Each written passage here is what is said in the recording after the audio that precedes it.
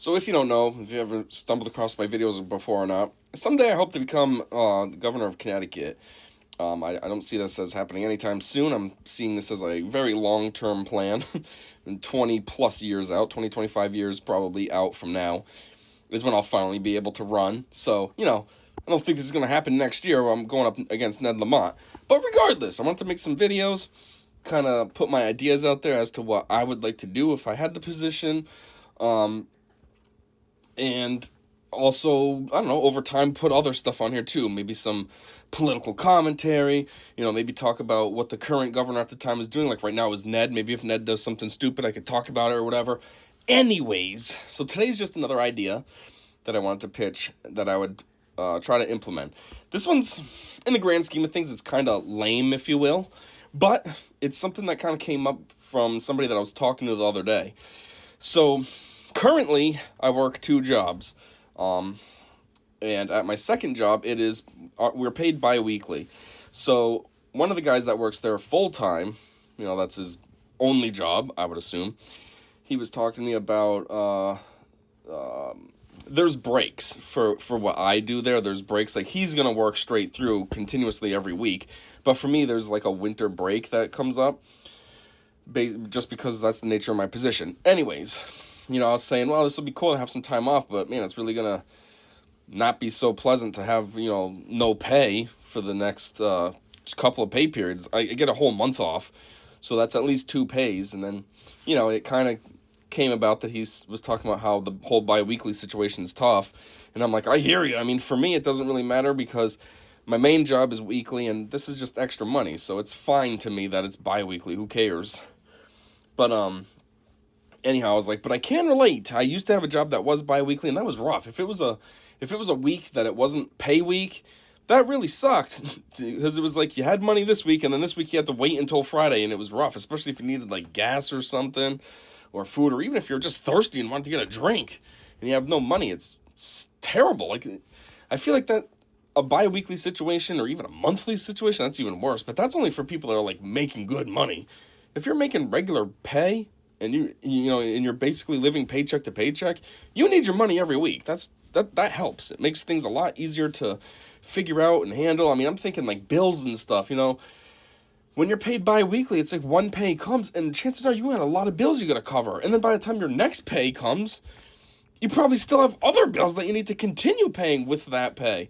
So you got to wait a whole entire month to have a little bit of money, and then wait a whole other month again. That's just terrible. At least if you're paid weekly, you might have a little bit left over each week, and it doesn't feel as bad. At least you go to work and you feel like, hey, I have a little money, not, hey, I work just so then I can pay these bills when I finally get paid.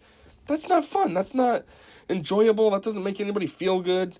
So anyways, if you can't gather where I'm trying to go, another policy idea that I would have, I think this is number 4 now, would be that I would try to do whatever I could to eliminate bi-weekly and monthly payments and make it so that every place just pays you weekly. At the end of the day, I don't really know what the legal ramifications are, what kind of authority / power that a governor of a state really has. I don't know if it's something that I could actually do, or if it's up to like independent companies that they can do whatever they want. Like maybe Walmart and stuff can still just, no, we want to pay bi-weekly. I don't know if I can override them because they're also global. So I don't think they're really going to care about local laws like that. Like I almost feel like they're going to override. It's kind of like at my main job. We work with other companies, we supply to them, but they give us a whole list of their regulations that we're supposed to comply to, and I'm like, this doesn't even make sense. We are separate companies. Why do they think they can tell us what we need to do? But just kind of how it works. They're a $1 billion company, we're a multi-million-dollar company, so since they make more, we got to do what they say. So, same situation. Global company versus one random state. But anyways, I'll try to influence as much as I could.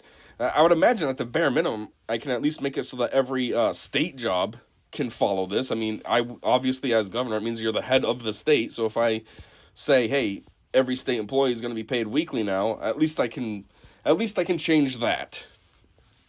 In the same vein as this, not only would I make it weekly for, regular employees, regular working people, whether it's everybody, like I just said, or just state people. I'd also change it to be weekly for seniors on Social Security and such. I don't know what they currently get. I assume that they get just one monthly lump sum. That's what I think it is. I could be totally wrong. I don't know. But I think, don't they just get like one pay every month?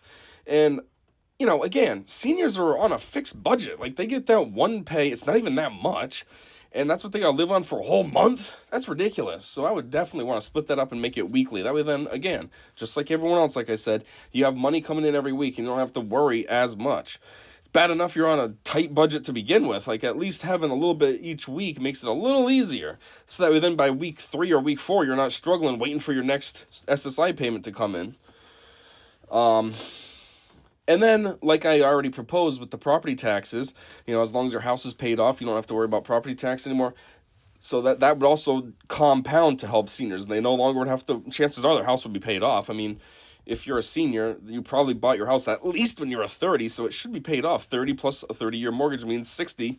Most people retire at 65 or 67, so you should have a house paid off if you did buy a house. Hopefully you did.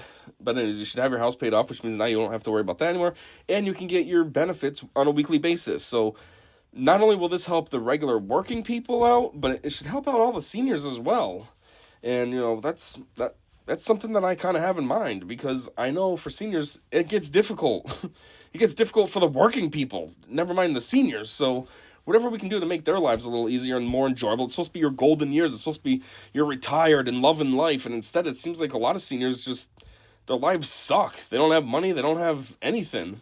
They just kind of stay home, and their fun is to go out to, McDonald's every morning and hang out with the old crew and, get a senior coffee and something lame to eat with it, like an apple pie. And, like, what kind of retirement is that? So, this is something small, but obviously, as the years go on, there's going to be a lot more videos, a lot more ideas coming around, and it'll just boost everything. It'll boost the senior situation, and it'll boost the working people's situation. So, yeah, that's all I got. Thanks for checking this one out with me, and hopefully you stick around and try to be with me on the journey and find out what else I think and have to say. And, yeah, until the next one, I said see you later.